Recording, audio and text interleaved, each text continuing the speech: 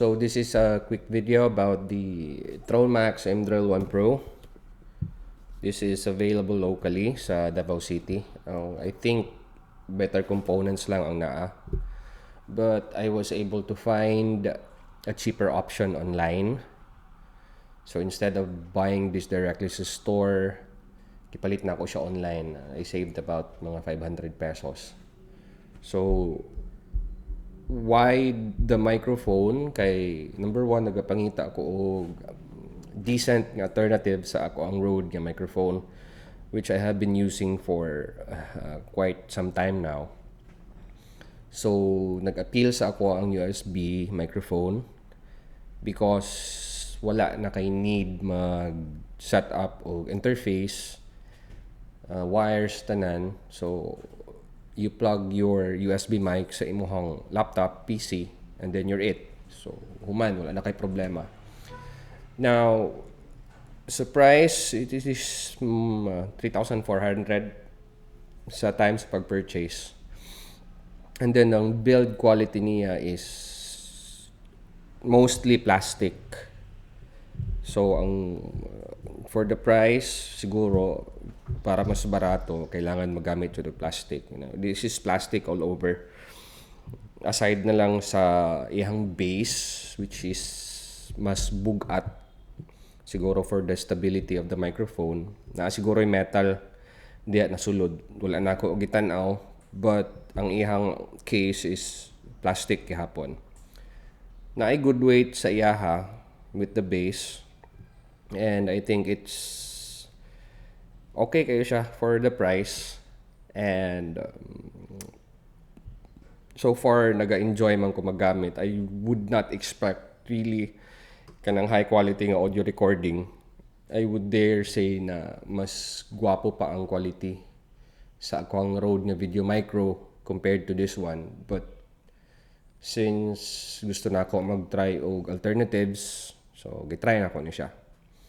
Now, ang features ani na siya ay duha ka knobs, which is ang gain and ang volume knob para sa headphones. Na siya ay headphone jack also for monitoring while you're talking, madungog din mo yung sarili. Napo siya ay lights sa front and then sa bottom part sa microphone. Napo siya ay LED indicators para sa imuhang volume and then sa imuhang gain if you're full, halfway, or baba na kaayo.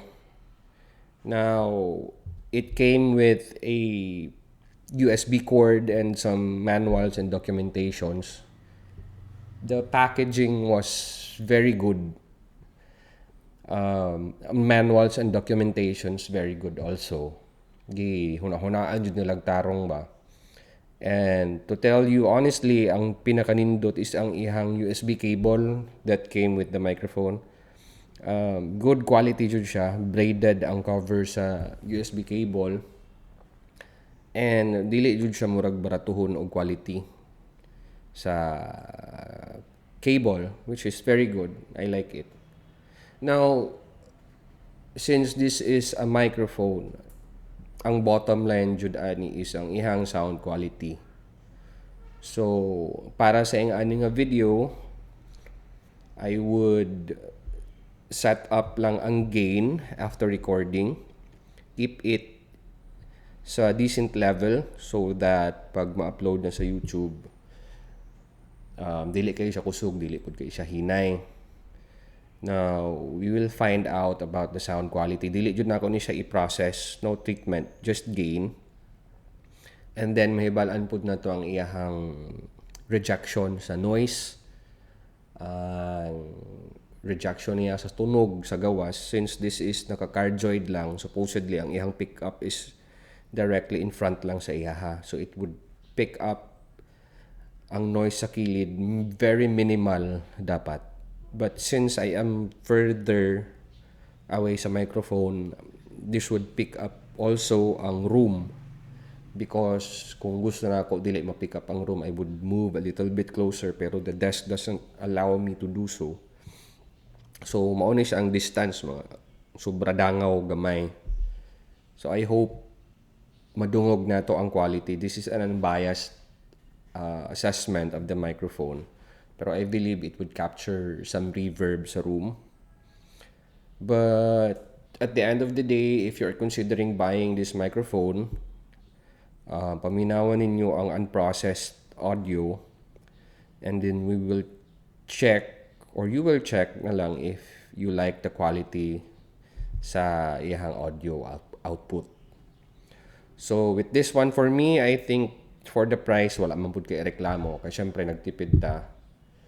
And then, tsamba na lang kaayo kung if you will spend gamay lang kay nga kwarta and then makakuha ta og nindot kay nga quality. So naa jud na siya compromise. But for this one, I think this is fair. The price is fair. The sound quality is okay. And then siguro with a bit of processing EQ, i-try na to kung ma-improve siya. Pero for the first part sa video, wala na siya processing, and then I will try to process it na lang siguro after. But for now, for this upload, this is raw video, gain stage lang. And tell me what you think sa comment section if this translates to your device, sa imuhang cellphone, sa TV, kung okay ba ang labay sa audio nga gikan sa microphone. So with that, mausa na itong video, and you can find the device, ma-search nimo sa Shopee or Lazada or sa Better Components nga website, ang Throne Max M-Drill 1 Pro. So with that, thank you, and may adlaw ka ninyo diha.